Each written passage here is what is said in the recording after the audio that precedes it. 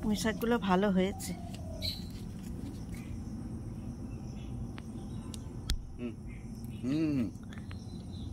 এইটা লতাটা হয়েছে, এই সামনে থেকে কাটো, এই যে এইগুলো থেকে।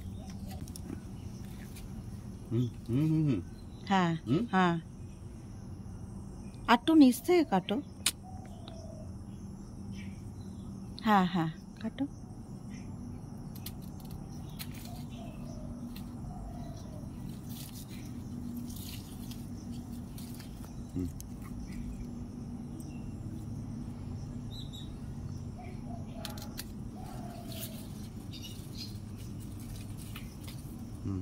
আর ওই নিচ থেকে কাটো, আর আর কেটো না,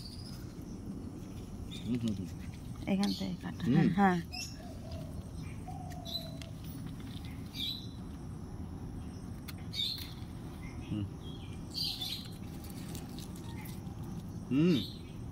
আর নাও। এই হ্যাঁ, কাটো।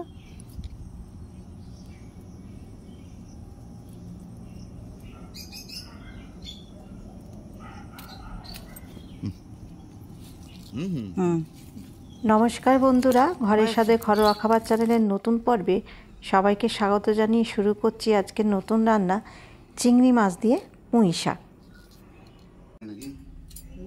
আমার হেল্পিং হ্যান্ড ভালো করে ধুয়ে পুঁই শাকগুলোকে সুন্দর করে কেটে দিল। এদিকে আমি টুকরো করে নিয়েছি কুমড়ো, কচু, গাঁটি কচু আর কাঁঠালের বীজ, আলু। এইদিকে চিংড়ি মাছ ধুয়ে রাখা আছে। কড়াইতে তেল গরম করে প্রথমে চিংড়ি মাছগুলোকে ভেজে তুলে নেব। খুবই সহজ রান্না, এই রান্না সবাই পারে।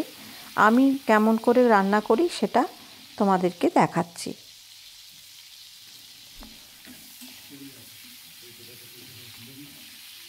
খুব কড়া করে ভাজবো না, চিংড়ি মাছগুলোকে খুব হালকা করেই ভেজে নেব। এবার ওই চিংড়ি মাছ তেলের মধ্যেই 5 ফোড়ন দিলাম। ফোড়ন হিসাবে 5 ফোড়ন আর শুকনো লঙ্কা। ফোড়নটার থেকে সুন্দর গন্ধ বের হলে ওর মধ্যে আমি দিয়ে দেবো যেগুলো শক্ত আনাজ, সেগুলো আগে দেব।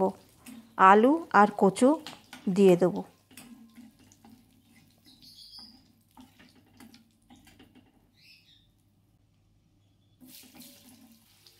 প্রথমে আলু আর কচুগুলো দিয়ে ভালো করে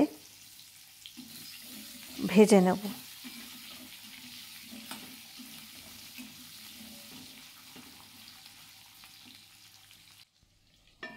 একটু ঢাকা দিয়ে দিলাম। মোটামুটি ভাজা হয়েও এসছে।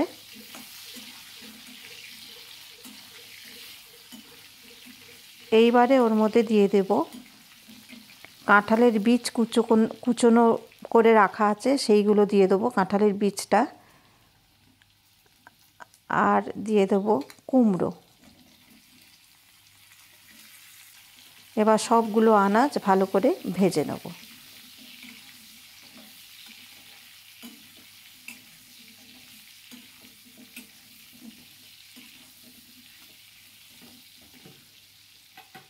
কিছুক্ষণের জন্য ঢাকা দিয়ে রাখবো। ঢাকা খুলে প্রায় ভাজা ভাজা হয়েও এসছে।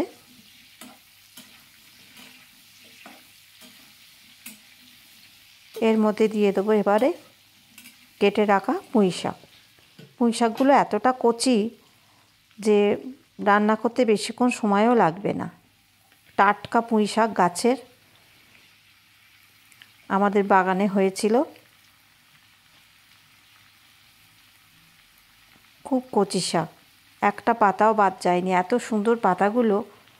একটু লবণ দিয়ে দিলাম। লবণ দিলে, যে কোনো শাকে লবণ দিয়ে দিলে সেই শাক থেকে একটু হলেও জল বেরোয়, সেই জলেই কিন্তু এই শাকটা রান্না হবে।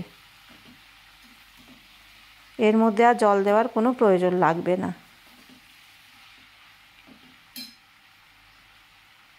মিডিয়াম টু লো ফ্লেমেই এই রান্নাটা করব।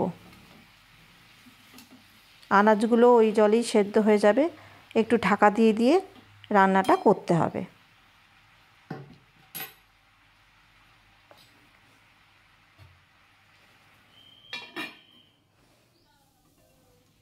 দেখো অনেকটা নরম হয়ে গেছে, পুঁই শাকের ডাঁটাগুলো প্রায় সেদ্ধ হয়ে গেছে।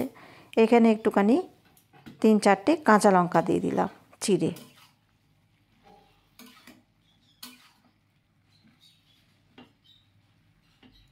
এবার মশলা হিসাবে দেব একটু ঢাকা দিয়ে রাখি, এরপর মশলাটা দেব। এবারে মশলা দেব প্রথমে হলুদের গুঁড়ো, জিরের গুঁড়ো অল্প, আর দেব সর্ষে গুঁড়ো। আমি দোকান থেকে যে সর্ষে আসে গোটা সর্ষে, সেই গোটা সর্ষে আমি শুকনো ব্লেন্ড করে রেখে দিই। এই সর্ষে গুঁড়ো দিয়ে দিলাম। প্রয়োজন মতো শুকনো সর্ষে গুঁড়ো লাগে অনেক সময়, চট করে রান্নাটা হয়েও যায়। আর দেব খুব সামান্য পরিমাণে লাল লঙ্কার গুঁড়ো, যেহেতু কাঁচা লঙ্কা দিয়েছি।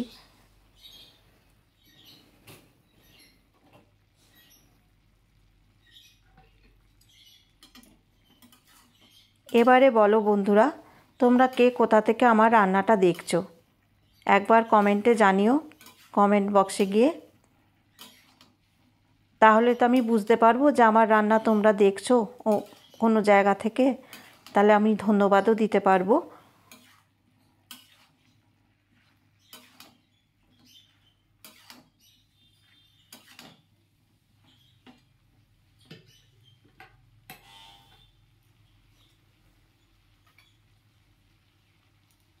চিংড়ি মাছগুলো দিয়ে দিলাম। এরপর আবার ভালো করে কষাবো, মাঝে মাঝে নাড়বো আর ঢাকা দিয়ে রাখবো। এই রান্নাটা সম্পূর্ণ খুব অল্প আছে আর ঢাকা দিয়ে রান্না করলেই জিনিসটা ভালো হয়।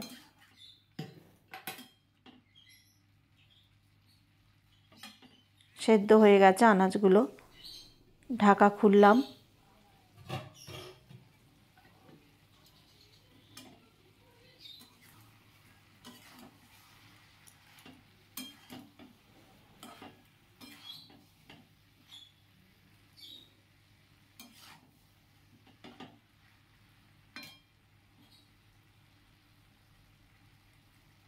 এবার দেখে নেব সেদ্ধ হয়েছে কিনা। আলু সেদ্ধ হয়ে গেছে, ডাঁটাগুলো খুব সুন্দর নরম হয়ে গেছে।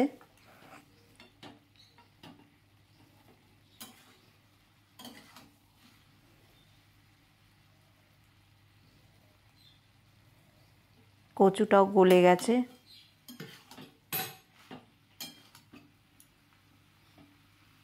কচু খুব ভালোভাবেই গলে গেছে, কচুটা খুব সুন্দর ছিল। আনাজ কিন্তু সেদ্ধ হওয়ার উপর তরকারি ভালো স্বাদটা নির্ভর করে।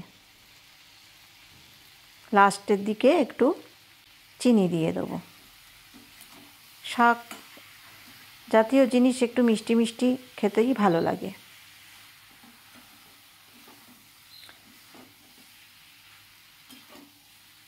তোমরাও এরমভাবে একবার রেঁধে খেয়ে কমেন্ট বক্সে জানিও কেমন লাগলো। একটু খুন্তি দিয়ে চেপে দিলে ওই আনাজগুলো একটু ভেঙে ভেঙে যাবে, বেশ মাখো মাখো জিনিসটা হবে। দেখেছো কি সুন্দর, একদম সমস্ত জিনিস সুন্দরভাবে সিদ্ধ হয়েছে।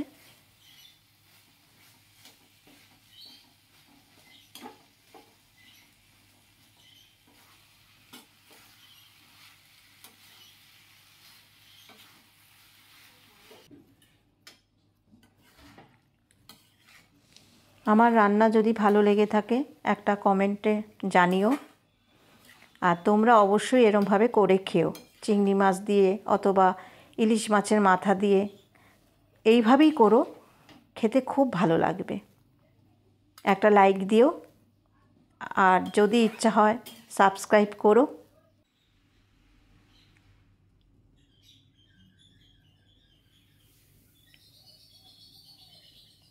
আজকের মতন আমার এই রান্না শেষ।